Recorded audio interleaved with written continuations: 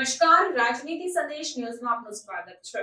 વડોદરાના વાઘોડિયા રોડ નજીક આવેલ શ્રી નારાયણ વિદ્યાલયમાં એક ક્લાસરૂમની દીવાલ અચાનક થઈ ધરાશાયી। વડોદરાના વાઘોડિયા રોડ ગુરુકુલ 4 રસ્તા પાસે આવેલ શ્રી નારાયણ વિદ્યાલયમાં અચાનક એક ક્લાસરૂમની દીવાલ ધરાશાયી થઈ હતી, જેથી ચાલુ ક્લાસરૂમમાંથી બેન્ચો સાથે 4 વિદ્યાર્થી 10 ફૂટ નીચે ગ્રાઉન્ડ ફ્લોર પર પટકાયા હતા।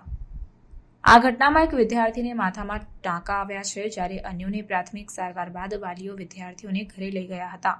આ સમગ્ર ઘટનામાં ફાયર વિભાગ અને પોલીસ તાત્કાલિક સ્થળ પર પહોંચ્યા હતા અને વધુ તપાસ હાથ ધરી હતી।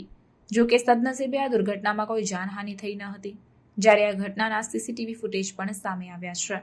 આ ઘટનામાં કપુરાઈ પોલીસે હાલમાં ઇજાગ્રસ્ત બાળકના પિતાની જાણવા જોગ ફરિયાદ લીધી છે અને આગળની વધુ તપાસ હાથ ધરી છે।